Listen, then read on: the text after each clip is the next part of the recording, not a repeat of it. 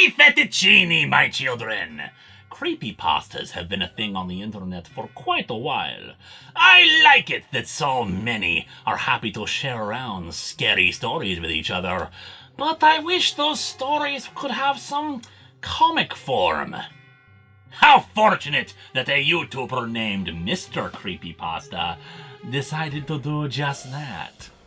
Presented in anthology format by the mysterious and tubed Blue Man, he shows those who have accessed his little dark corner of the web a pair of creepypasta stories, starting with He is the Rake. A man named Andy sits up in bed, to the confusion of his wife Jill, who spots the reason why he's staring in terror. A creature sitting at the end of their bed, with sharp little hands and a horrifying grin. It scratches his face and then leaves. But then Andy walks out of bed, picks up a knife, and tells his poor, confused wife that the creature is the Rake. And then slits his own throat. However, as he dies, all he tells Jill is that it spoke her name. At the funeral, a man named Daniel Huff meets with her and wants to know about the Rake, and warns her that they must take precautions since it'll be coming after her next. Later, he tells her how 8 years ago,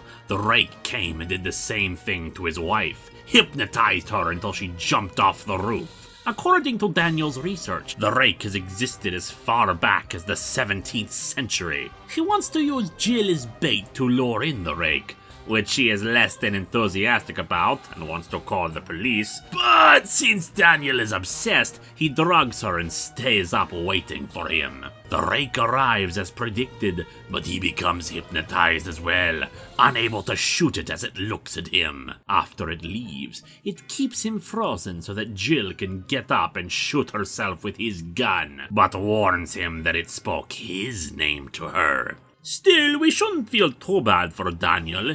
He was motivated by revenge, not out of any noble sentiments to help Jill. Although personally, I'm always up for a good bit of revenge from the dead myself. Next up we have I Waited Inside Her Closet. At Parker Penitentiary, Dr. Maroney is brought in to speak to Oscar O'Hara, a dangerous criminal that the warden is worried she will transfer to a minimum security facility. Psychologists have already determined that he was sound of mind when he went on a massive killing spree, but Dr. Maroney wants to speak to him privately. Or at least with a bunch of big orderlies with her. The two speak, happy to do an interview because it's promotion for his upcoming book deal. Yes, the publishers say it will be a bestseller, in fact, and his work will be remembered. What work is that, you may ask? Killing people, obviously! He wanted his own signature on it, so he carved an O into his victim's face as a signature of sorts. The media began calling him the Ring Killer. I think Samara or Sadako may want to sue somebody. After killing 13 people, he got caught, but in very strange circumstances. He had been stalking a woman for weeks and hid inside her closet. Before he attacked, he watched her stripping down to her underwear, wondering what else she would take off.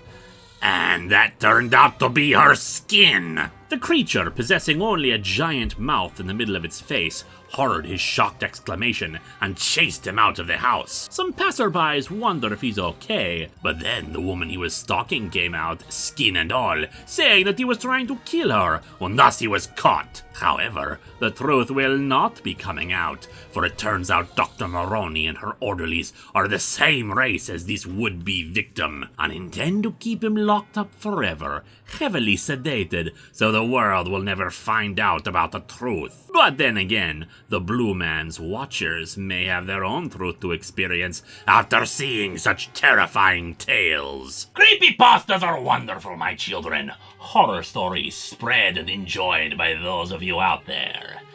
Just like I always want all of you to enjoy this show.